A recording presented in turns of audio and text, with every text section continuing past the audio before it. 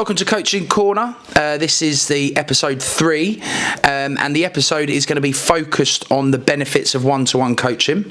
I brought in with me today a good friend of mine, Koo, who, background between me and him, he's managed and coached me before, has a lot of experience from playing to coaching, and was the perfect person to come in, talk about one-to-one coaching and the importance of it. So, Koo, welcome. Welcome. So firstly, let's start off, like we do with everyone, the background of, you know, from your playing to coaching, what you got into coaching for, why you coach. Let's understand who Koo is. Yeah, well, first of all, obviously, I, like everybody, started as a young player playing for boys' Sunday or Saturday team. Got spotted, went to Brentford, was there for a couple of seasons. Then got invited by Aldershot FC then to obviously do apprenticeship there. Did apprenticeship there, got turned pro, which was really good for me. And while I was a pro, one of the things that you do have is a lot of time, and because obviously each club has a community-based section, so sometimes the professional players will go out to schools and things like that and do a speech, do a talk about you know, their involvement in football and on that sort of thing. And that's how really I started to say, look, that when I stop playing or I will get involved in that. And obviously doing that, sometimes I was working with the community section in Aldershot, going out doing school work and after school clubs, all these things that you do. And that's how I slowly got involved in it. And while I was playing, I was still trying to get involved coaching in youth level. Lovely, brilliant. Okay, and obviously you're saying playing with Aldershot at the time. Yeah. Sort of position-wise and stuff like that. Where was it that what position did you play? Yeah, when I was at Aldershot, I was a winger. I played right wing, so that was mainly my position. If the team were struggling in terms of forwards, then I was used as a forward if they were going to injury. But generally, I was a winger, and that's where I normally played. Okay. Yeah. Right. Okay. And then sort of your coaching background, so where have you coached sort of beyond doing the community stuff at Aldershot? Yeah, I mean, when I started, obviously when I started coaching, then I got more involved in it when I left Aldershot. I started like everybody else does, schools, youth teams.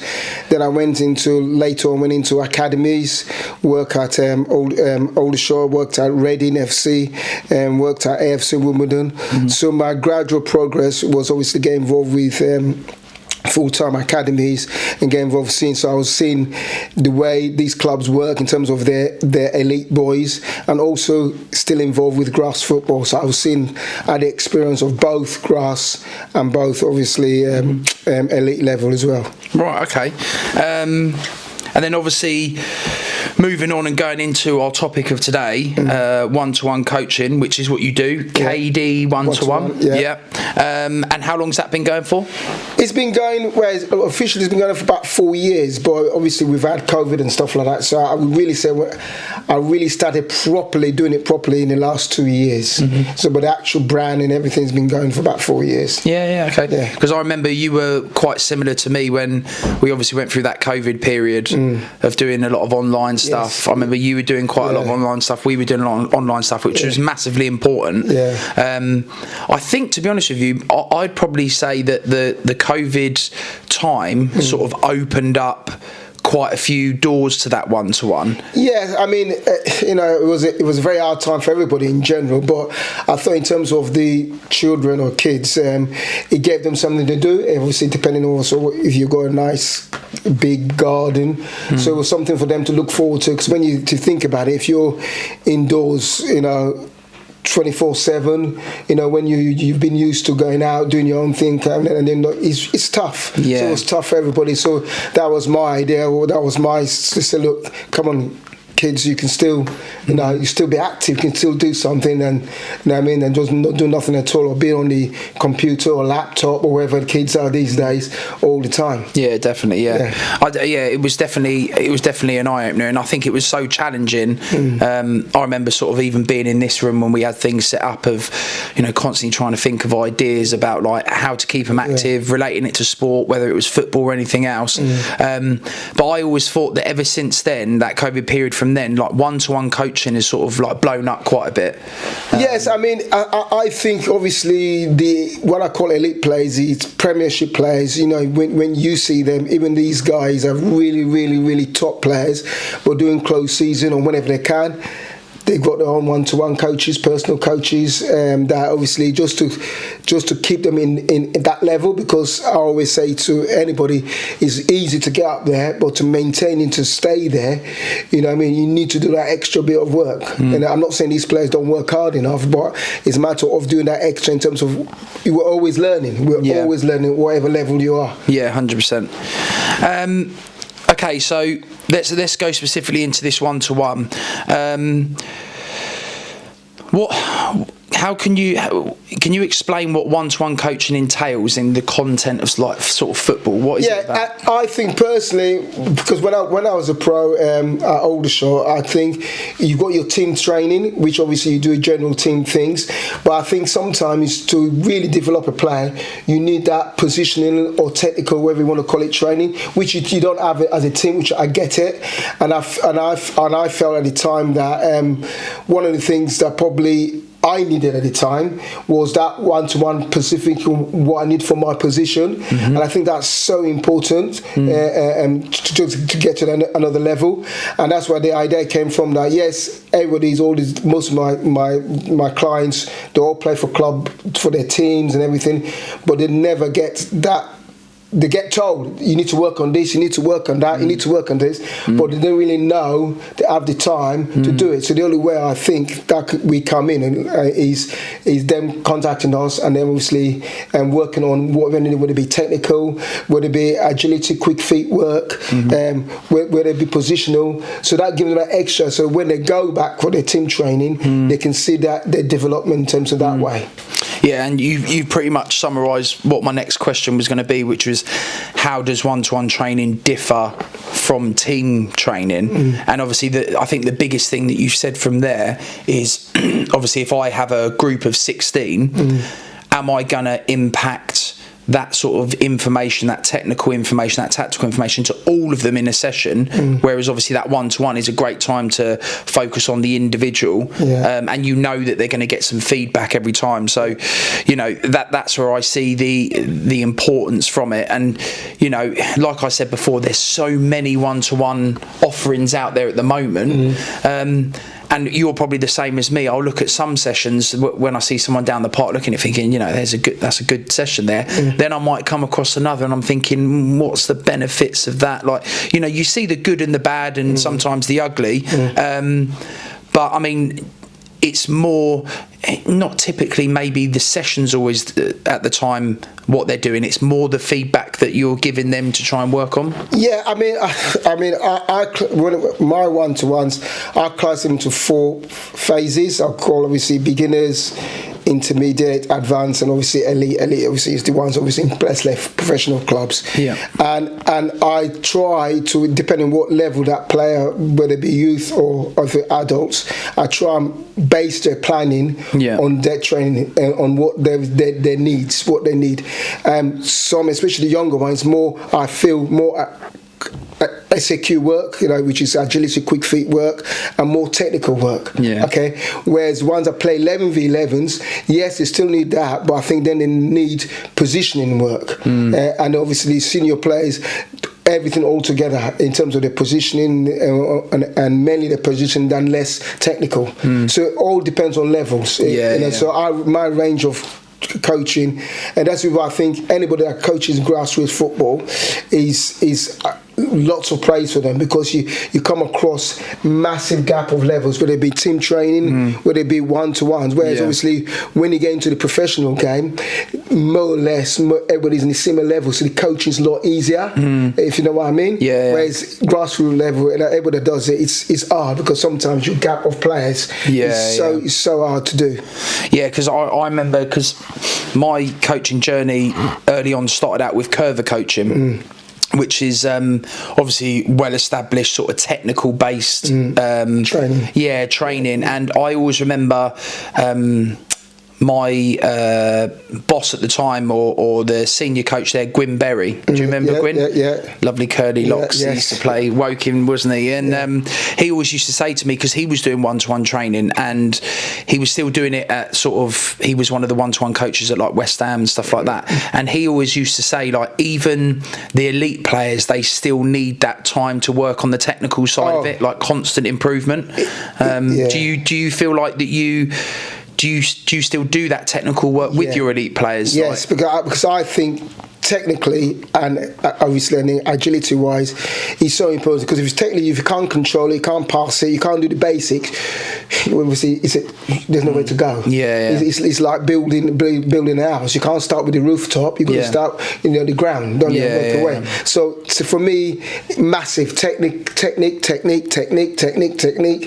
obviously then agility, quick fit, because the game is so fast, so quick, so dynamic these days, and if you haven't got that, you need something else in your game. To awareness, seeing pictures quickly enough before you receive the ball, like a skulls. I mean, but the game, like I say, is so quick. And you got to have.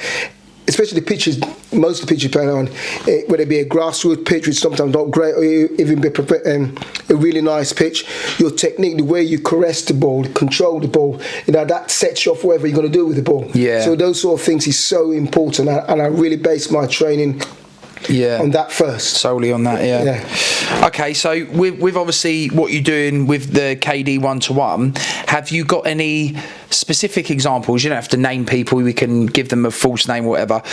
Examples of one-to-one training that has improved a player's performance where you can see it. What I do have is I get kids or their parents, they tell me obviously how their players, because obviously I don't go and see all the players play, but the most important thing I like is when a parent sees it and shows me videos in their game, how they're scoring a goal and doing something, and show it to me, and I put it obviously on the website. That is one of the pleasures I have, that the parent is happy and the parents can see their kids improving and developing, and that's all I need to know. And because most of my clients, I would say 85% of them have been with me for 3 years, so that tells me all I need to know, that they're enjoying it, they're learning and then developing. Because let's face facts, if you haven't got that, players will leave and go somewhere else. And I think that's important. So the joy I get is when the parents send me a video of their son playing an actual match and doing something, and say, "Oh, you taught him that. That's really, really good." So that's a positive feedback I get. Well, I can give you a real example of the work that you're doing that has affected me.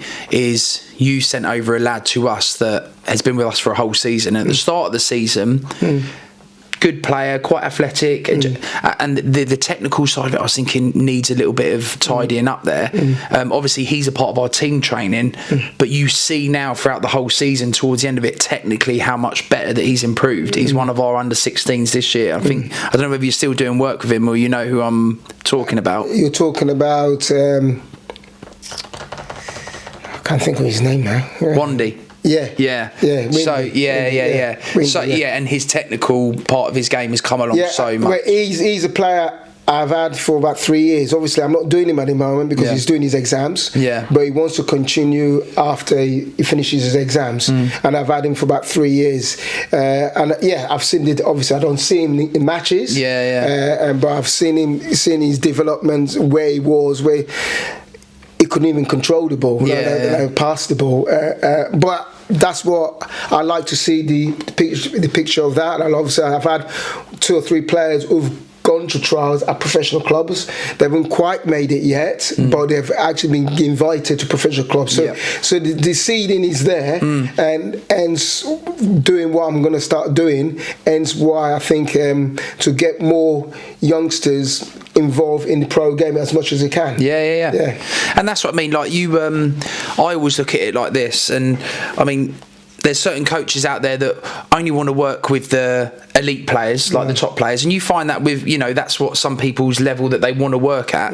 But even if you've made that little bit of an impact to a grassroots player to go to what you would say stage 2, or a stage 2 to a stage 3, or a stage 3, and then obviously when you do get that elite player that does sign pro, it's like, yeah, there's another example. But all of them, every single person that I find that you can make an impact on in the smallest possible way is the reason why we sort of do what we do, really. Exactly.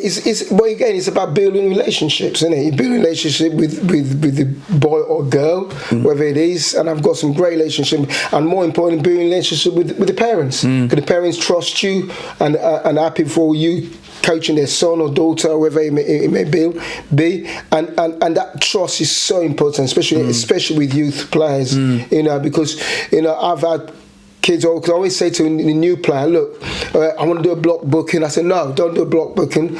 Come to one session, see if you like it, see if we get on and all that sort of thing, and then go from there. But I think that's also important. Because I'm not saying that I'm the best coach in the world, which I'm not, but you got to make sure they're happy with it. And I think that's what I always say to parents, to come have a see if you like it, great, we continue. If you don't, no problem, and we move on. But luckily, I've had nobody who's come to me for the first as carried on, which is good.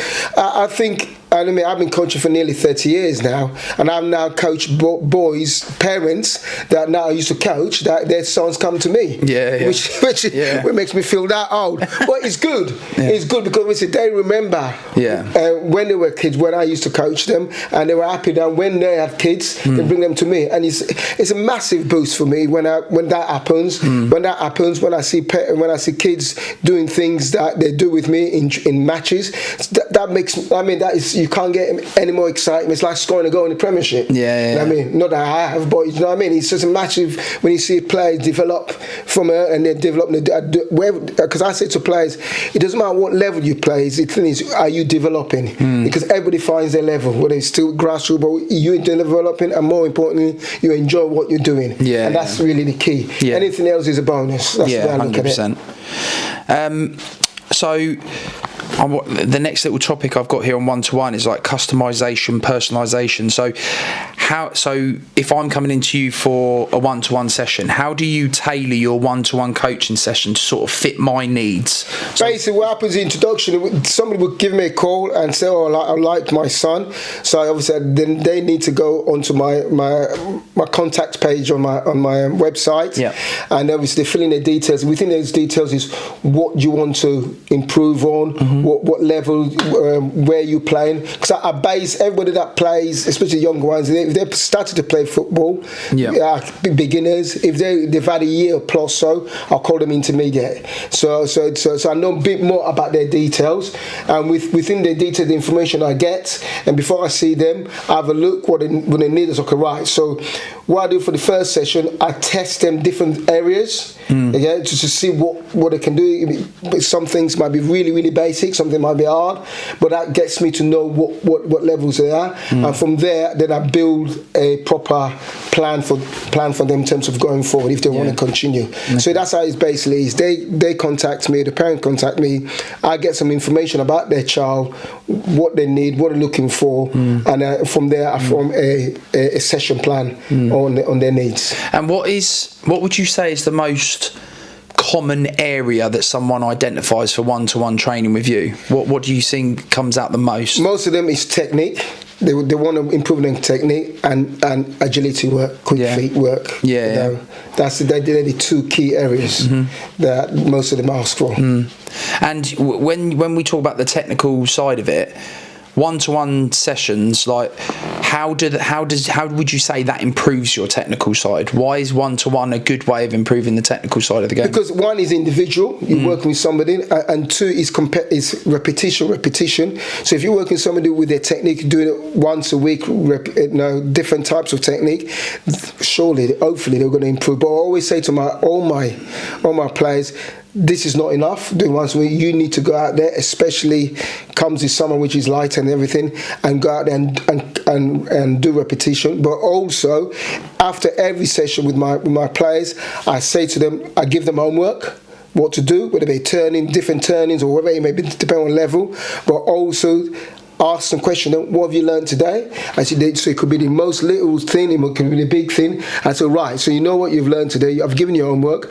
Go out and practice it before I see you next time. Yeah. And that's the way I do. Because I always say to them, look, yes, you will improve to a certain if you do once a week with me, but to even more improve, you need to go out there and practice.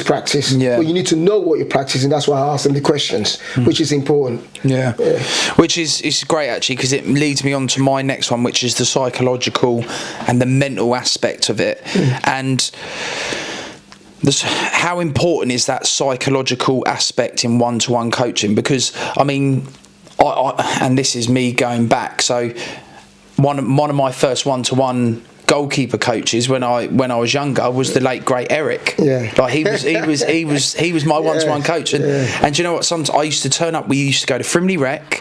We used to go to Frimley Lodge Park, and there was sometimes that I'd turn up there and I'd be thinking, because obviously the physical side of goalkeeping, getting up, getting down, I'd be thinking, oh no, he's going to put me through my paces here. But with like what is it that? What does it improve, that psychological aspect of 1-to-1 for the players? I think is, like I said, building relationship.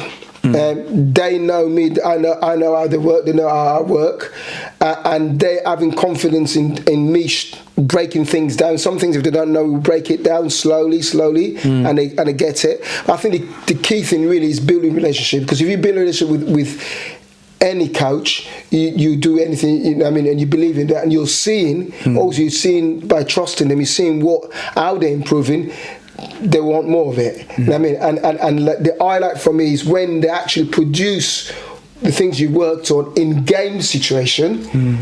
Then that is the most thing. Wow, it does work. It does work. Now. And that is the key. And I get lots of, like I said, I've said it again, I get lots of videos from parents, sending me, that thing you showed him the other day, or that you see that goal he scored, that's because of your shooting drill, or whatever it may be. And that's all I need. If you know what I mean. I suppose it gives them that belief and like the time and dedication they're putting into it. Obviously, we all make the 1-to-1 sessions as fun and as engaging as possible. What strategies would you say that you use to try and build a player's confidence, like within your sessions? Like, is there anything that you do? What I do is, this is how I work. I do it like a hard session, then I do a fun session, and I do hard. So I break it like that. And if they're strikers or whatever the case, that I always leave that to the end, like a shooting drill. Because most attackers or strikers, they love shooting, as you know. But it's a two-way thing. You do my bit for 40 minutes, you have your fun. And that's how it normally works. But every session is breaking down. So you have a very, very hard session. Then the next session, it's still be hard, but more fun. And I mean, more fun. Like for instance, if it's a passing, you have a ball on the cone, and then the different range of passing. So that's more. They work still work on their technique. They don't know that, but it's fun because they're trying to knock the ball off, or a big tennis ball. So that's how I break it down. So hard, easy, and finish with obviously something they really enjoy, depending on the player. Well, it's a clever way, really. You think you're maximising and challenging them, and then with the easy part, you're making them realise it is achievable. Do you know what I mean? And you can enjoy it and have fun, and then all of a sudden they're walking away, especially if they finish on what you would say and what we'd say is a bit of fun. They're moving away thinking, I've really got something away from that. So, and the best thing I have, not all the time, most of the time, is when we say an hour. When you do the session an hour, 45 minutes or an hour, it it can be short, but if you think, it's an hour, and then when I say, you finished now, and the kid is that it? Say yeah, and I say so because is that quick? I think it's that's the best. Yes, you finished. I've got another one now. Yeah. So, okay. I think it's I think that's the best feedback. I always think that when and we have it at the team training sessions we do. Can we play a little bit longer? Or is it over now? Like that's the best feedback you want. And I always like finishing it there. Sometimes I'm tempted to think let's go a little bit more, but as soon as you finish there, knowing that they're wanting more, give them a little more for next time. Yeah, it drives them back. Yeah. So feedback and sort of the progress tracking that we're looking at. What are your common ways of feedback into players on one-to-one sessions? Normally, after every 6 weeks or before every half term, the next session after half term, so I'm going to give them a week off or whatever, is we have a 10 minutes talking with the parents, if it's a boy parent or if it's an adult, just talking about how things are, what do you think, so we have 10 minutes of really analysing what we're doing. Is it still fun? Are you getting the benefits out of it? Is it still and that's with the boy or girl with their parent if they're younger, or if it's adult, just 10 minutes, just a debrief on how things are going, because I think that's important as well, to get feedback from the parents and that. And so we always do that. Like I say, every 6-7 weeks that happens, and because it's nice. And I always say to the parents, good or bad, doesn't really matter. I need to know. What's happening. If your son, daughter is happy what they do. And at the end of it, I always say to them as well, if there's anything, because you see them play regularly, I don't. Apart from when you send me videos, if there's anything you need them to work on, text me before their session. That I know, then I plan that into the session. But we have 6 weeks where I have a feedback with the parent, and we have a chat about how things are going. Yeah, because I'm trying to relate the one-to-one and the team training we do.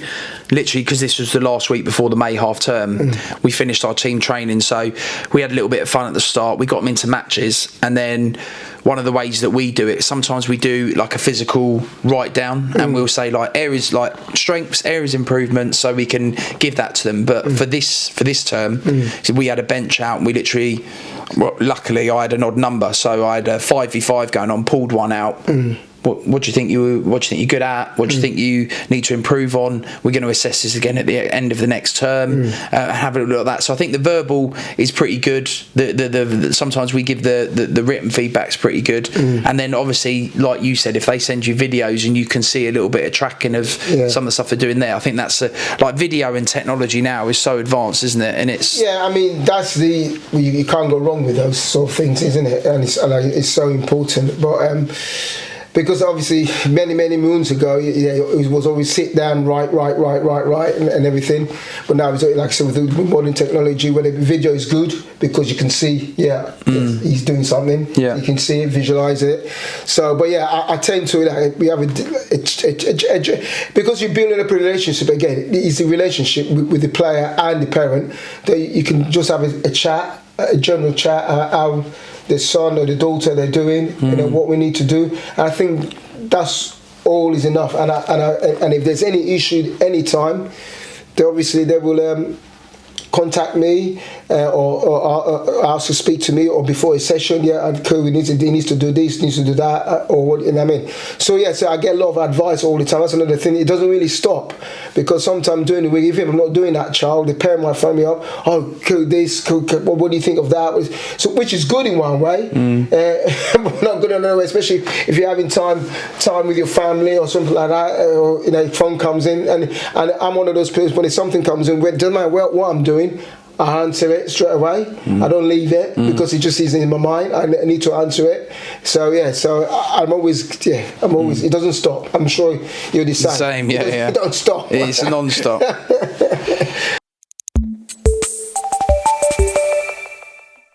Okay, so the next thing that I want to talk about is challenges that you may face. So, what are the most common challenges that you'd face in one-to-one?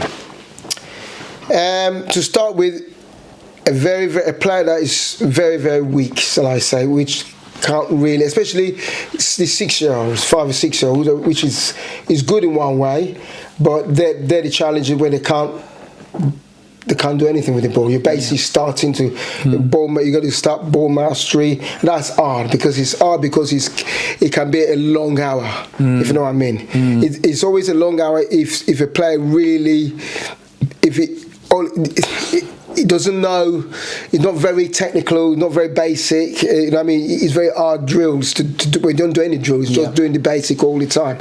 So they can be very, very challenging, especially a child has never controlled the ball, never dribble, and you're starting slowly to even get them little touches. And yeah, when you're going to really, really, really down to basic, those sessions are very, very challenging. Do you ever face situations where it's the parent's idea and the parent wants the one-to-one session, the child doesn't, and then they're sort of got a wall up and it's a barrier of them not actually really wanting to be there? I've had a couple that turned up and they didn't want to do it. Not the parent, but obviously the parent obviously got them in, didn't want to do it. And I say to the parents, and I say to all the parents, look, if they don't want to do it, then don't let them do it, because yes, it does develop and improve them, but also important, they have to enjoy it. They want to be there, because if you want to enjoy something, you want to be there. You want to improve, but if you don't want to be there, it's wasting everybody's time. And I always say I'd have 5 boys that really want to do it, than 30 boys, and then 20 of them. It's a chore. Do you know what I mean? 100% get it. And that's how I say it. And I always say to the parent, look, I've had 1 or 2 issues. Whereas if they don't want to do it, don't let them do it. Don't let them do it. Yeah. And what happens is they say they do it. They tell their parent, okay, we don't do it anymore. Then within 3 or 4 weeks, the boy then says to his dad, "Oh, I want to start again." Yeah. I said, but that's how it should be. Yeah. You can only force a parent, like we all do, for a certain situation, but then after a while they have to want to do it, because it's money, the cost of living, everything is money. I'm not saying the parents don't like to pay for their kids to do things, but they want them to enjoy it, which is the key. If you're paying a lot of money and they don't really want to be there, don't want to do it, then some parents is a waste money. Might as well do something else or save it. 100%. Yeah, I mean, I think you've probably been through it, whether it was some team training or one-to-one training. We do come across those parents that are probably more pushy than what they should be. And like even to the point where sometimes we see it on the sidelines.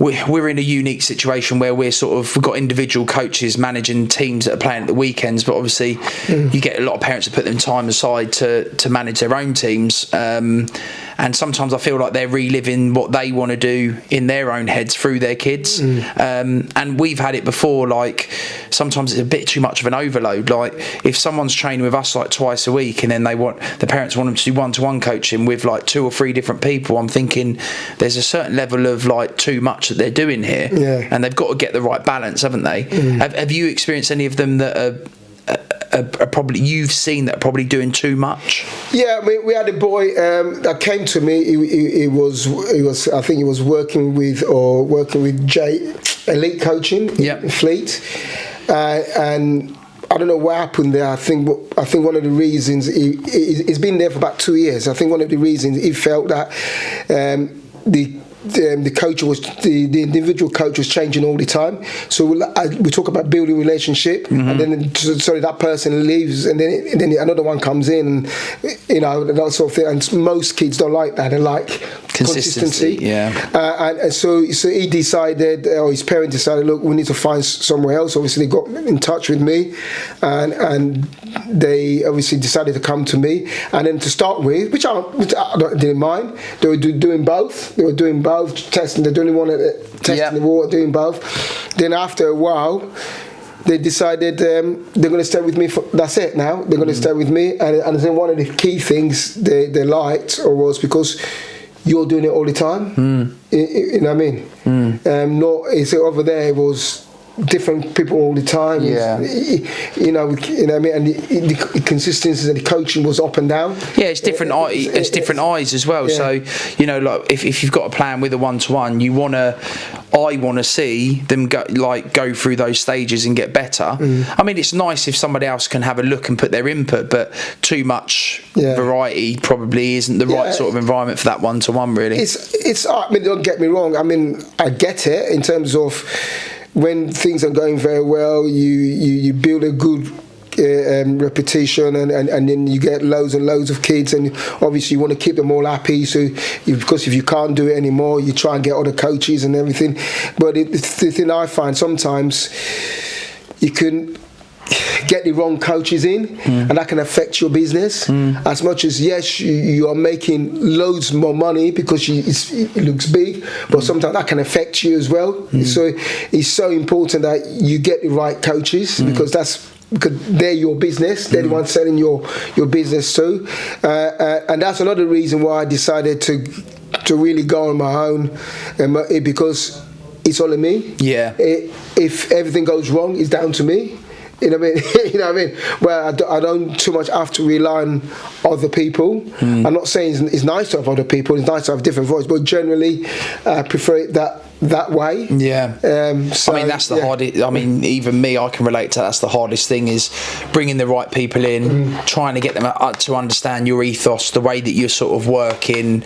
And yeah, it's difficult, because even if I'm looking over at a session that somebody else is doing, I'm thinking, too many kids are standing around, or you could progress this a little bit quicker, or you're not challenging and not engaged, and you're constantly thinking, and like you said, it's on us, because you know, we're the foundations of this, and you know, you're not only trying to develop these players, but you're also trying to develop the coaches that are developing the players, which is hard work. It would be so much easier if it was all on me, but with the amount of stuff that we're doing, it's just impossible. No, I'm not saying there's lots of good coaches and great coaches out there, but it's finding them. Finding the right ones. It's so true. That's the key. Is always finding them, and that's the hardest work to do, especially if your business is getting bigger. Because the more you get big, the more coaches and staff that you need. And I think obviously when you got a big group, you need to be doing CPDs as well, because that's important. Just keep them up to date, what's going on, or send them on FA courses like you do, and all that sort of thing, just to keep them. And I mean, what you're looking for, because at the bottom line is your business on the line. It's your name is on the line. You know what I mean? They're headaches, mate. But they're representing your business. You know what I mean? So it's difficult. Okay, have you got any sort of like I'm looking at case studies here, like a success within your 1-to-1 that's made a significant difference to that player? So anyone that you can sort of think, do you know what? I know that's pushed them on to. Yeah, I've got a player at the moment. I don't want to name names. At the moment, he's been training with Fulham for the last 6-7 weeks. Things are going very well. I'm open that hopefully he may get given a contract. He's an under 12 player. But we have to wait and see. And to me, that is sort of things I'm looking at now, that he's not only getting playing to develop a player, but get a player in the next stage will be into a professional academy, because I think that's been a really good success story. Yes, I've had several players who've gone on trials, but unfortunately they haven't made it, shall I say, but it's a good experience for them. But that would be a success story, to develop a player to be like a feedback to professional clubs, and build a relationship with a professional club. Hence, I'm going to be starting my development centre in September for that reason. Yeah, that's good. Yeah, I mean, and it's one of those, isn't it? It's like, I think once you've got one that's signed in, you're going to want another, and you're going to want to keep going and keep going. Yeah, because it's good for the player, it's good for me, but more importantly, people, kids, whoever say, I want some of that. I want to get into a professional club. I'm going to go there, and that's. Yeah, and that's the beauty of it. It's all round. You get lots of things out of it. Yeah. Okay, so I've got a few more things to go through. Right, future of 1-to-1. So How do you see that developing? How do you see the future of one-to-one training changing or developing? I think nowadays, I don't know if you know, especially with some clubs, they're beginning now, because obviously you've always had goalkeeper coaches. As you see now, teams, with football league teams, championship, premiership, they now have set pieces coaches. One or two of them have decided they now have one-to-one coaches. Charlton recently to just appointing somebody doing one-to-ones from the 18s all the way to the first team. So they obviously, these clubs are seeing the benefits of that individuality, whether it be one or a unit, like working with the back four or something like that, or how important it is in conjunction with their team training. So it's going to be like it's picking up now. Some professional clubs are beginning to have those sort of things in place from 18s onwards. So I think it's going to be massive going forward in terms of that club start having people in to do those sort of things. 100%. Okay, so you come from a lot of experience of being a well-established around here one-to-one coach. What advice would you give to, because like I said, you see a lot of people coming out wanting to do one-to-one. What advice would you give to people that are looking to get into one-to-one coaching as a coach? As a coach, the first thing I say, you've got to obviously love the game, enjoy the game. Doing one-to-one as an individual can be hard work because it's a lot of concentration, a lot of motivation, lots going on in terms of that player.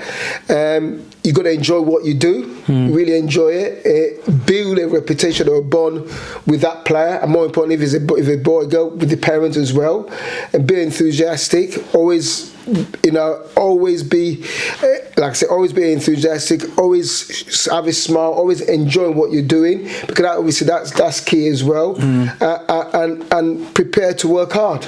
Work hard for that boy or for that child, as best as you can, and the reward would be seeing them improve, seeing them develop, seeing parents texting you and saying, the son did this today, did that today, and that is the reward you get in terms of so it's a good thing to have. Like I said, now I know it's loads of people do it now these days, but I think it's really important for individual to have that extra bit of edge in their game going forward that they don't normally have in a team training session.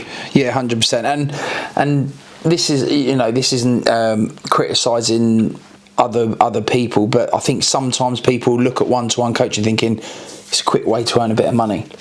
Do you know what I mean? Some of them probably do look at it like that. They think, I can earn a good bit of money doing a little one-to-one session. But I think, going back to what you said, like making sure that you put the player first, having that sort of build that relationship, understand the purpose of it.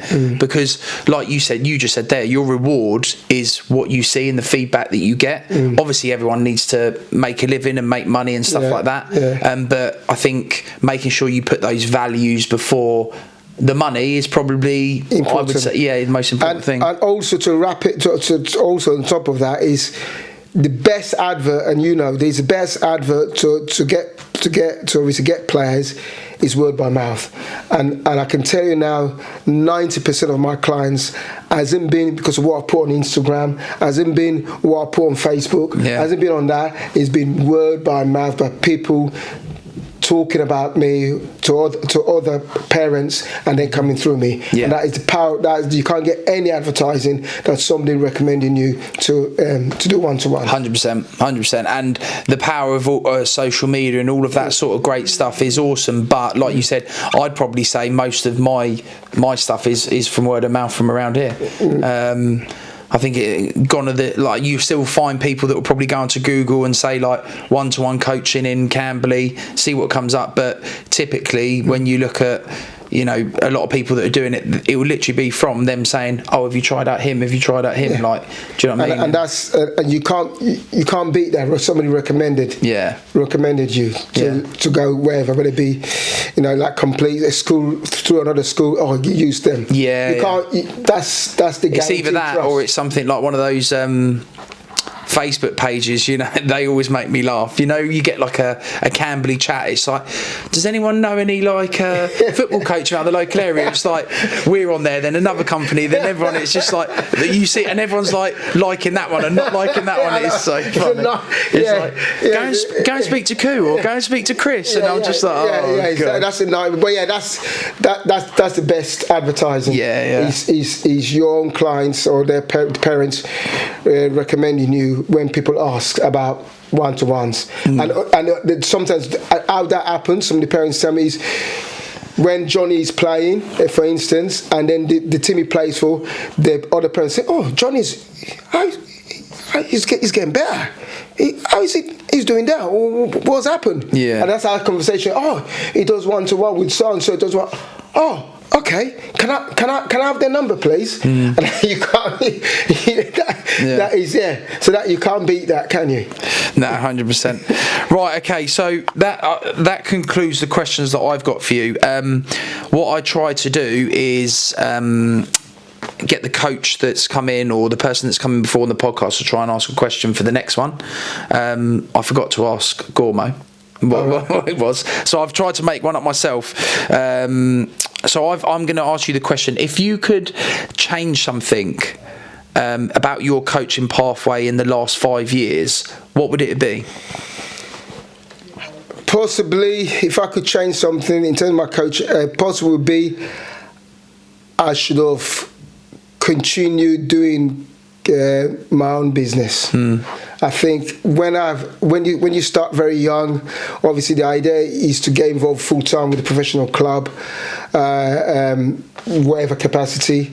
But the politics and the involved in football clubs is so, the backstabbing, the one minute you're there, next minute it's such a ruthless business that if I've learned anything is I would say anybody go on your own and even if you do get involved, don't stop your business going, because I tell you what, you will get sacked or something will happen and you have nowhere to go. So the advice I would say is if you've got the opportunity to start something like this, do it. 100%. I completely agree with you, mate. It's like you see so many when we're talking from the top clubs and working our way down.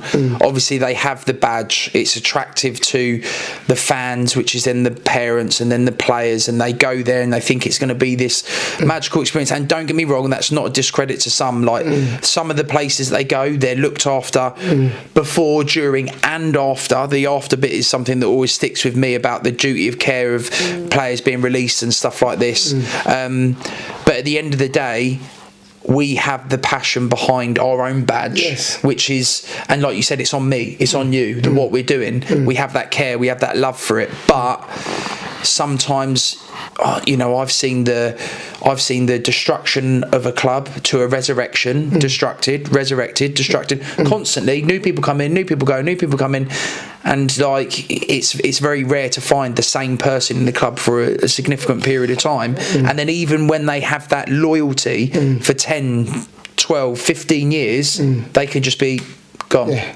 Well, look, we all love this sport and it's an enjoyable sport, but at that full-time elite level, wherever it is, as you know, is a very ruthless sport. You know what I mean? And the big difference, if you're at that high level, at least you can compensate in terms of money. Yeah?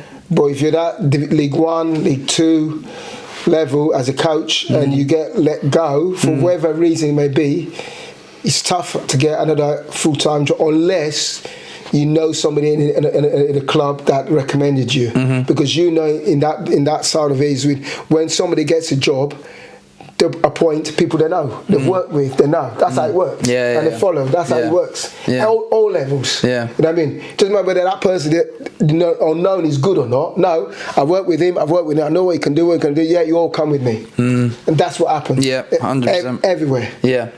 And you know what I mean? So. Right, so the final part. Have you seen what this is all about? No. Right, okay, so we've got a leaderboard over here. KT is in top place with 4 picks. Mark's in second place. You're the third one. Basically, it's very simple. You got 3 lives, right? There's all these counters, and underneath them there's a colour. All right, you pick one out. You got to find the matching colour. If it's not matching, you've lost a life, and you start with 3. If it is matching, just place them down here, and that's down as 1 pick. If you clear the whole board, which I really hope you don't, it's a £500 prize. Right, so I pick a colour. So pick one. So you got white. So yeah, I'll just keep it out. So you got white, and then you got to try and pick another white one. Unlucky, you've lost a life. You're on 2, but you put them back where they are. So you got to try and remember where they are. Oh God! So you're on 2 lives left. Red. Yeah, I'll hold it. Blue. Don't go up there with 0. Right, green. Do you want me to hold it? Ah! That's it. Is that it? You're 0, mate. So you could be sitting right at the bottom. You're going to be sitting at That's it. Start from foundation. I'm not bad on the outside, right? The only way is up, isn't it? So, yeah, it's like this song. The only way is up, baby. Yeah? Right, no. Brilliant. Thanks for coming in. I thoroughly enjoyed that. Hopefully it gives everyone a good insight of one-to-one coaching, the benefits of one-to-one coaching. And yeah, obviously if you're looking for one-to-one coaching, get in touch with Koo. We always recommend people to go over to him. He looks after a lot of players that play in our team. So yeah, I appreciate it, mate. Thank you for coming in. Thanks for inviting me. Cheers, mate. Thank you. Take care.